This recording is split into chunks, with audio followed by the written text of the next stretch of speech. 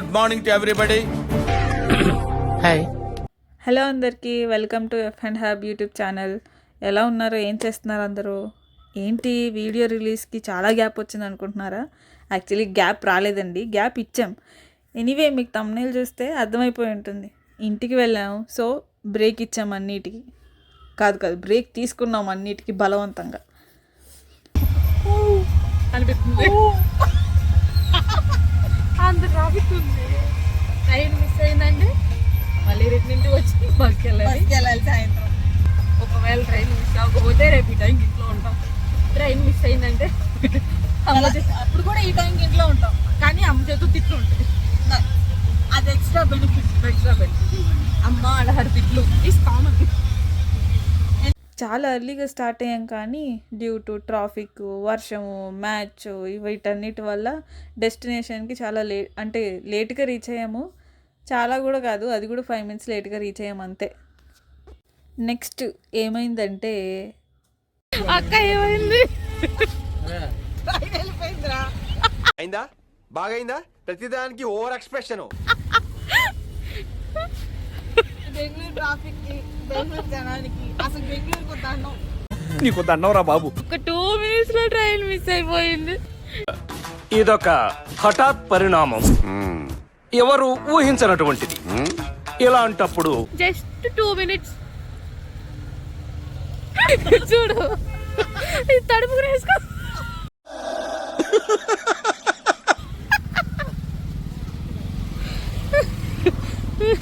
ఎన్ని దెబ్బలు కొట్టినా చావని పావు రాదు.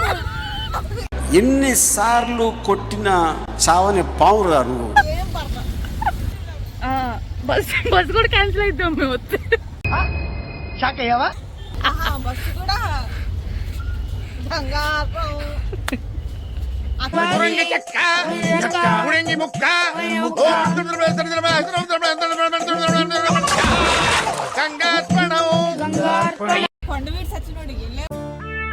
నువ్వంత హార్ష్గా మాట్లాడుతుంది, నేను ఫీల్ అవుతాను. కాదు 2:20 ట్రైన్ అయితే 2:20 ట్రైన్ కరెక్ట్గా 2:24కి వచ్చాం. ఇప్పుడు స్టేషన్లోనే కూర్చొని బస్ బుక్ చేసుకుని బయలుదేరాలి. అమ్మకేం చెప్పాలో, అమ్మ రాక్స్ ఏమో ఫోనింగ్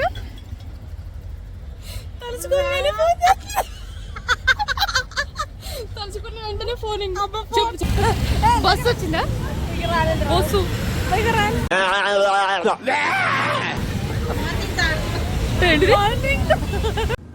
ఇది ఎప్పుడు పెట్టారు?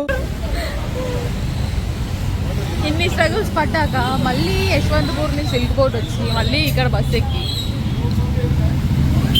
Waiting for the bus.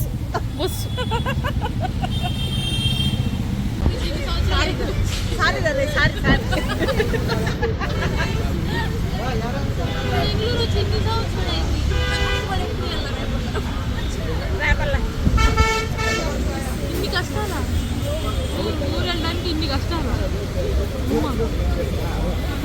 నేను ఇంటికి బయలుదేరాము, ఇంతవరకు బెంగళూరు బోర్డర్ కూడా రాలేదు. సరే తరలే, ఎన్నెన్నో అనుకుంటాం, అన్ని జరుగుతాయి. ఏమిటి ట్రైన్ మిస్సింగ్, ట్రాఫిక్.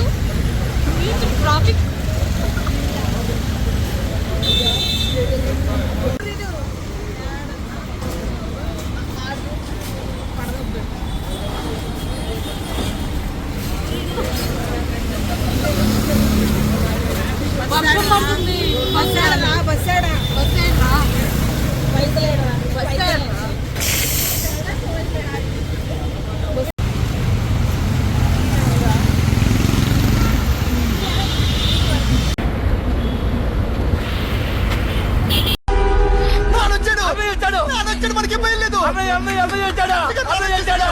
సాహసం చెప్పాలి.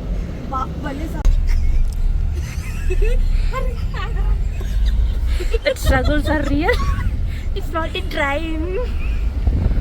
Oh my god.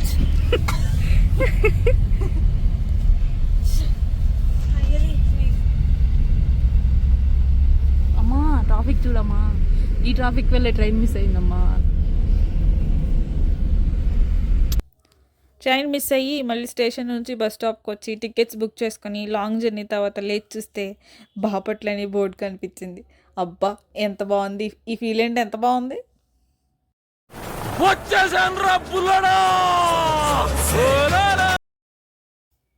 మేము వచ్చే 30 minutes ముందే మా డాడీ మా కోసం వెయిటింగ్.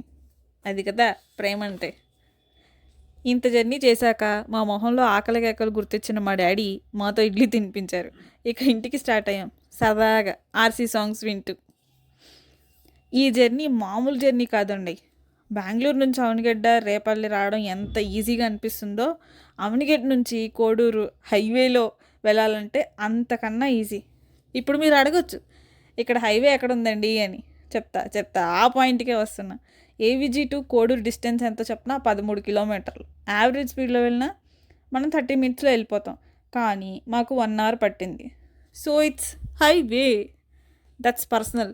Anyway #AP government. అలా సరదాగా కొన్ని డేస్ స్పెండ్ చేశాక ఇంట్లో మా మావయ్య వాళ్ళు పిలిస్తే వాళ్ళ ఇంటికి వెళ్ళాం. మావయ్య ఏమో పొలం తీసుకుని వెళ్ళారు సరదాగా. ఇవన్నీ మావయ్య వాళ్ళ పొలాలు. ఆల్మోస్ట్ 4 years తర్వాత వచ్చాం ఈ పొలాలన్నీ చూడడానికి. ఈ గ్యాప్కి రీజన్ ఏంటంటే మేజర్ లాస్ ఆఫ్ అమ్మమ్మ తాతయ్య. So sad.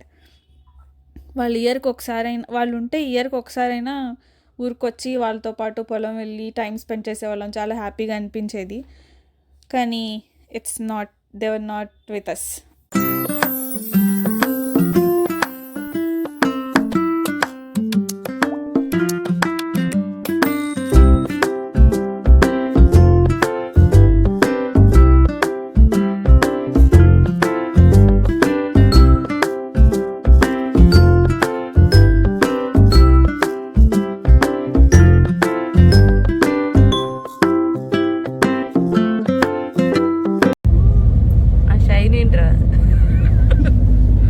అది ఆకాశంలో సూర్యుడు వల్ల వచ్చింది షైన్ రే.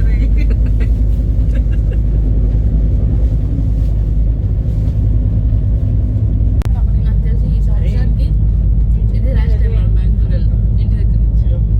మళ్ళీ వచ్చే సంవత్సరం లేదు.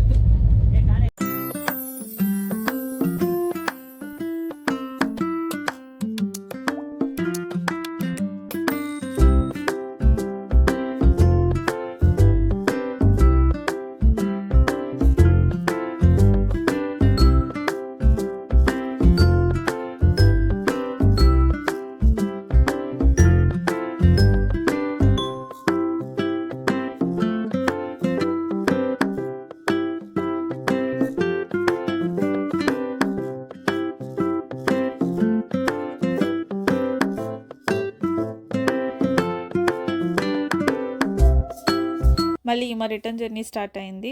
ఇక నైట్ అమ్మ ప్యాక్ చేసిన ఫుడ్ తినేసి పడుకొని మార్నింగ్ లేచేసరికి ట్రైన్ బెంగళూరులో ఉంది. ఇంకేముంది, we back to again our busy lives. Hope you enjoyed it. Thanks for watching. మీకు నచ్చినట్టయితే స్మాల్ బాస్ అని స్పేస్ ఇచ్చి పద్మశ్రీ PADMASRI అని టైప్ చేసి 5555 SMS చేయండి. Please vote for me. Thank you.